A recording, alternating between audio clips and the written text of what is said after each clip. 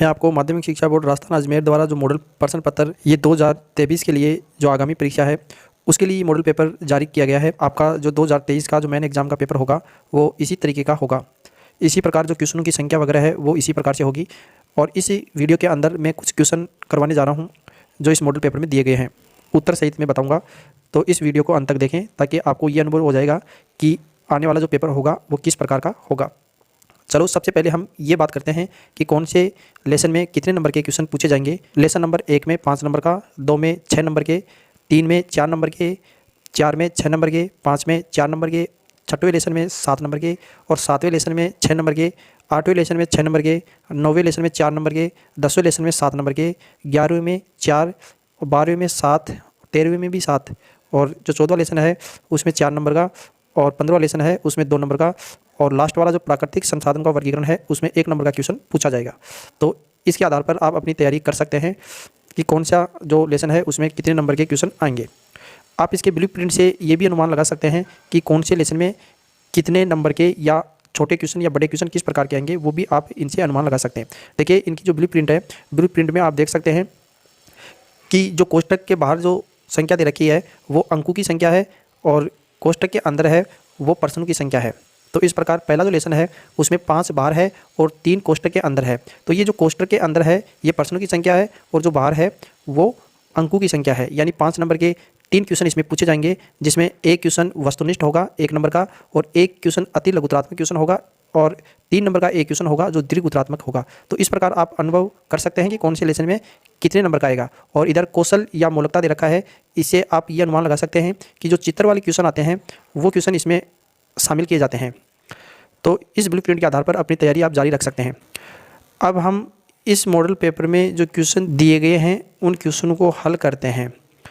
पूरा पेपर तो हल नहीं हो पाएगा, लेकिन जितना हो पाता है उतना हम इस वीडियो के अंदर देखेंगे और फिर बाकी जो क्वेश्चन होंगे उनके आंसर अगले वीडियो में देखेंगे। इसमें पहला क्वेश्चन है, मानव में फुफ्फुस या फेफड़े किस तंत्र का भाग है? तो इसका सही आंसर होगा श्वसन। फेफड़े श्वसन तंत्र का भाग है। दूसरा क्वेश्चन देखो, निम्न में से कौन सा पादप हार्मोन है? इसके अंदर इंसुलिन, थायरोक्सिन, एस्ट्रोजन ये पादप हार्मोन नहीं है, जबकि ऑक्सिन जो है वो पादप हार्मोन है। तो इसका सही आंसर होगा ऑक्सिन। इसी प्रकार तीसरा क्वेश्चन है, कौन से वैज्ञानिक को आनुवंशिकता का जनक कहा जाता है? ग्रेगर मेंडल को आनुवंशिकता का जनक कहा जाता है। फिर इसके बाद में चौथा क्वेश्चन देखिए, निम्न में से किस रसायन का उपयोग फोटोग्राफी में किया जाता है? तो सिल्वर ब्रोमाइड का उपयोग फोटोग्राफी में किया जाता है। फिर प्लास्टर ऑफ पेरिस का रासायनिक सूत्र क्या है? तो प्लास्टर ऑफ पेरिस का रासायनिक सूत्र CaSO4.1/2H2O, यानी कि जो कैल्शियम सल्फेट होता है उसमें आधा जो जलकाणु है वो पाया जाता है या क्रिस्टलन जल आधा होता है। फिर अगला क्वेश्चन देखिए, छठवां क्वेश्चन, निम्न में से उत्कृष्ट गैस है? तो इनमें जो 4 दे रखे हैं ऑक्सीजन, हाइड्रोजन, कार्बन डाइऑक्साइड और हीलियम, तो इसमें उत्कृष्ट गैस या अक्रिय गैस जो हीलियम है वो है। इसके अलावा नियोन, आर्गन, क्रिप्टॉन, जिनोन ये भी उत्कृष्ट गैसें या नोबल गैस कहलाती हैं। फिर इसके बाद में 7वां क्वेश्चन देखिए, किस प्रकाशीय घटना के कारण पानी में रखी छड़ मुड़ी हुई दिखाई देती है? ये प्रकाश के अपवर्तन के कारण दिखाई देती है। स्वस्थ नेत्र के किस भाग पर वस्तु का प्रतिबिंब बनता है? तो दृष्टि पटल पर। विद्युत शक्ति का मात्रक क्या है? विद्युत शक्ति का मात्रक वाट होता है। तो इसमें ब आंसर सही होगा। फिर है, निम्न में से कौन सा नवनीकरण संसाधन है? तो नवनीकरण संसाधन इनमें से सौर ऊर्जा है। यानी नवनीकरण संसाधन वे होते हैं जिनका यूज करने पर वो समाप्त नहीं होते हैं। तो सौर ऊर्जा जो सूर्य से प्राप्त होती है, इसको आप कितना ही आप खर्च करें, कितना ही यूज करें, ये समाप्त नहीं होने वाला है। तो ये नवनीकरण स्रोत है।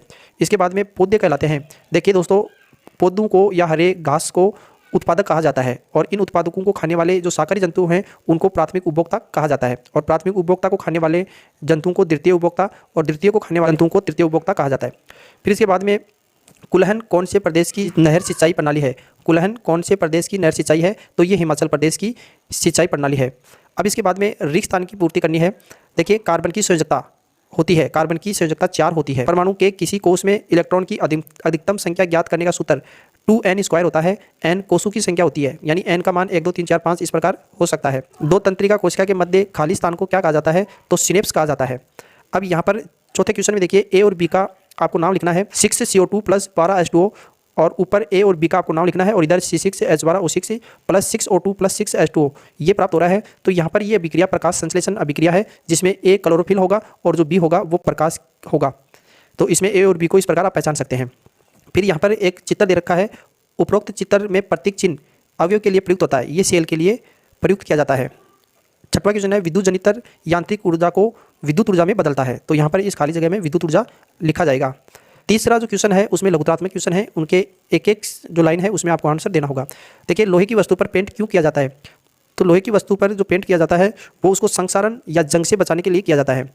दूसरा है उदासीन विलयन के पीएच का मान लिखिए। तो उदासीन विलयन का पीएच मान 7 होता है। फिर है मिश्र धातु के 2 उदाहरण लिखो। तो देखिए, कांसा, पित्तल, स्टेनलेस स्टील, सोल्डर, ये सारे के सारे मिश्र धातु हैं। फिर अगला है मेथेन की इलेक्ट्रॉन बिंदु संरचना बनाएंगे। तो मेथेन की इलेक्ट्रॉन बिंदु संरचना बनाएंगे तो जो कार्बन होगा, कार्बन का जो परमाणु है इसे इस प्रकार ये 4 हाइड्रोजन जुड़ी हुई हैं, क्योंकि मेथेन का सूत्र CH4 होता है। तो इसके जो कार्बन परमाणु है इससे 4 हाइड्रोजन परमाणु जुड़े हुए हैं, और यहाँ पर ये जो क्रॉस है ये कार्बन के इलेक्ट्रॉन है, और ये जो पॉइंट द्वारा दर्शाया गया है वो हाइड्रोजन के इलेक्ट्रॉन है। तो इस प्रकार ये मेथेन की इलेक्ट्रॉन बिंदु संरचना है। फिर इसके बाद में 5वां क्वेश्चन देखिए, मेंडलीव की आवर्त सारणी की कोई एक कमी लिखिए। दोस्तों, मेंडलीव की आवर्त सारणी की कमियां क्या हैं? देखिए, एक तो मेंडलीव की आवर्त सारणी में जो समस्थानिक हैं और समबारिक हैं उनकी चर्चा नहीं की गई है। इसके अलावा और भी कमियां हैं, क्योंकि मेंडलीव ने जो आवर्त सारणी बनाई थी वो परमाणु द्रव्यमान के बढ़ते क्रम में बनाई थी, लेकिन इन्होंने कुछ स्थानों पर जो परमाणु द्रव्यमान का बढ़ता हुआ क्रम है उसका क्रम बदल दिया था। अधिक परमाणु द्रव्यमान वालों को पहले, कम परमाणु द्रव्यमान वाले तत्वों को बाद में रख दिया था। तो इस प्रकार इसकी ये कमियां हैं। इसके अलावा हाइड्रोजन को भी इसने निश्चित स्थान नहीं दिया, तो वो भी इसकी कमी थी जो आज आधुनिक आवर्त सारणी में भी है। फिर है शरीर का संतुलन मस्तिष्क का कौन सा भाग करता है? देखिए, शरीर का जो संतुलन है मस्तिष्क का पश्चिम भाग करता है, जिसमें मेडुला ऑब्लिंगेटा, अनुमस्तिष्क, पोन्स मेरुरज्जु ये शामिल किए जाते हैं। अगला क्वेश्चन है, नर में पाए जाने वाले लैंगिक हार्मोन का नाम लिखिए। तो नर में पाए जाने वाला लैंगिक हार्मोन है टेस्टोस्टेरोन। फिर अगला है विद्युत परिपथ में वोल्टमीटर का कार्य बताइए। तो विद्युत परिपथ में वोल्टमीटर विभवांतर को मापने के काम में आता है। इसी प्रकार छड़ चुंबक के चारों ओर चुंबकीय क्षेत्र रेखाओं का चित्र बनाओ। तो इसके लिए ये चित्र है, जो चुंबक के चारों ओर ये क्षेत्र रेखाएं हैं जिसको चुंबकीय बल रेखाएं भी कहते हैं, ये उत्तर से निकल के दक्षिण में समाप्त होती हैं। तो इसको इस प्रकार आप बना लोगे। जीवाश्म ईंधन के 2 उदाहरण लिखिए। तो कोयला और पेट्रोलियम ये दोनों ही जीवाश्म ईंधन हैं। फिर है ओजोन परत का एक लाभ लिखो। देखिए दोस्तों, ओजोन परत सूर्य से आने वाली जो हानिकारक किरणें हैं उनको पृथ्वी पर आने से रोकता है। फिर है फ्लेमिंग के वाम हस्त नियम से में अंगूठा किसकी दिशा को दर्शाता है? देखिए, फ्लेमिंग के वाम हस्त नियम में अंगूठा विद्युत धारा की दिशा को प्रदर्शित करता है। अब ये बैखंड है, बैखंड के कुछ क्वेश्चन देख लेते हैं। देखिए, धातु के 2 गुण लिखिए। तो धातु के बहुत सारे गुण हैं। धातु चमकीली होती हैं, कठोर होती हैं, ध्वनि उत्पन्न करती हैं, विद्युत धारा प्रवाहित होती है, उष्मा की चालक हैं। तो इस प्रकार आप बहुत सारे गुण लिख सकते हैं।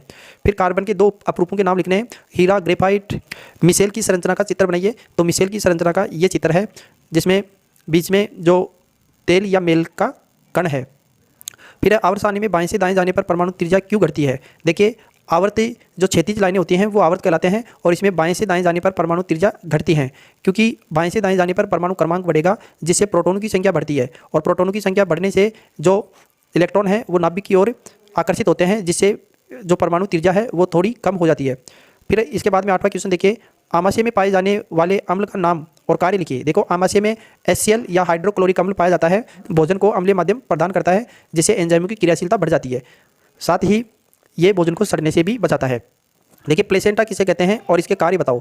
देखिए, निषेचित अंडे को पोषण प्रदान करने के लिए जो संरचनाएं बनती हैं गर्भाशय में, उन संरचनाओं को प्लेसेंटा कहते हैं, और इसका कार्य जो शिशु होता है उस शिशु को माता के रक्त से भोजन प्रदान करता है या पोषण प्रदान करता है। फिर है पुष्प के अनुदैर्घ्य काट का चित्र बनाइए। तो पुष्प के अनुदैर्घ्य काट का चित्र ये है, इस प्रकार आप इसका चित्र बना सकते हैं। फिर है लेंस की क्षमता का सूत्र और मात्रक लिखिए। देखिए, लेंस क्षमता का सूत्र ये होता है P = 1/f है, और लेंस क्षमता का जो मात्रक होता है वो डायप्टर होता है, और जो यहाँ पर जो f है वो मीटर में लिया जाता है। अगला है किसी चालक का प्रतिरोध किन कारकों पर निर्भर करता है? 2 कारक लिखने हैं आपको। तो चालक तार की लंबाई है, और दूसरा चालक तार के अनुप्रस्थ काट का क्षेत्रफल यानी चालक तार की मोटाई, और तीसरा इसमें हम तापमान लिख सकते हैं, और पदार्थ की प्रकृति भी हम लिख सकते हैं। तो इस प्रकार इसका आंसर आप इस प्रकार दे सकते हैं। इसी प्रकार अगर हम 13वें क्वेश्चन की बात करें, विद्युत परिपत्र तथा संधारित्र में सामान्यतः उपयोग होने वाली 2 सुरक्षा लिखिए। तो एक सुरक्षा युक्ति फ्यूज आप लगा सकते हैं, विद्युत परिपथ में फ्यूज लगा सकते हैं, और दूसरा आप भूज संपर्कित तार है वो लगा सकते हैं। तो ये 2 सुरक्षा युक्तियां हैं। फिर है चुंबकीय क्षेत्र की दिशा ज्ञात करने का दक्षिण हस्त अंगुष्ठ नियम लिखिए। तो देखिए, हमारे दाएं हाथ को इस प्रकार फैलाना है कि अंगूठा है वो विद्युत धारा की दिशा को प्रदर्शित करे, और जो अंगुलियां हैं वो उत्पन्न चुंबकीय क्षेत्र की दिशा को प्रदर्शित करें। तो ये दक्षिण हस्त अंगुष्ठ नियम है, इसका चित्र इस प्रकार है।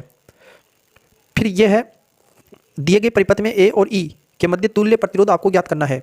A और E के बीच में अगर तुल्य प्रतिरोध ज्ञात करेंगे तो यहाँ देखिए, जो ऊपर वाले 1 ओम और 1 ओम यानी 1-1 ओम के 2 प्रतिरोध रखे हैं, दोनों ही श्रेणी क्रम में है और नीचे वाले भी श्रेणी क्रम में है। तो श्रेणी क्रम का कुल प्रतिरोध ज्ञात करने का सूत्र R बराबर R1 प्लस R2 होता है। तो यहाँ पर 1 ओम के प्रतिरोध है, तो दो जो ओम है वो आ जाता है। और फिर हम इसको 2 ओम के परिपथ आने से इसका जो चित्र है वो दूसरा बन जाता है, जो कि दोनों पार्श्व क्रम या समांतर क्रम में होंगे। और जिसको निकालने के लिए एक दूसरा सूत्र काम में लिया जाता है, 1/R बराबर 1/R1 प्लस 1/R2। तो 1/R1 का मान और 1/R2 का मान 2 आया है, तो 1/2 प्लस 1/2 इसका लघुत्तम लेंगे 2 आएगा। और फिर 1 प्लस 1 हम लिखेंगे तो बराबर 1/1 आएगा। तो R बराबर 1 आता है, तो इसका तुल्य प्रतिरोध होगा वो 1 आ जाएगा। फिर ऊर्जा के नवीनीकरण स्रोत और अनवीनीकरण स्रोत की परिभाषा लिखिए। देखो, ऊर्जा के नवीनीकरण स्रोत वे होते हैं जिनका उपयोग करने पर वो समाप्त नहीं होते हैं, और अनवीनीकरण स्रोत वे होते हैं जिनका लगातार उपयोग करते जाएंगे तो वो कुछ ही समय बाद समाप्त हो जाएंगे। जैसे नवीनीकरण स्रोत में सौर ऊर्जा आती है, और इसी प्रकार अनवीनीकरण स्रोत में जैसे कोयला, पेट्रोलियम ये हैं, ये अनवीनीकरण स्रोत हैं। इनको अगर यूज करते जाएंगे तो आने वाले समय में ये समाप्त हो जाएंगे। तो दोस्तों, आज के इस वीडियो के अंदर हमने ए और ब खंड कंप्लीट किया है। अगला जो वीडियो होगा उसमें खंड 6 हम करेंगे, क्योंकि वीडियो काफ़ी लंबा हो गया है। Thank you for watching.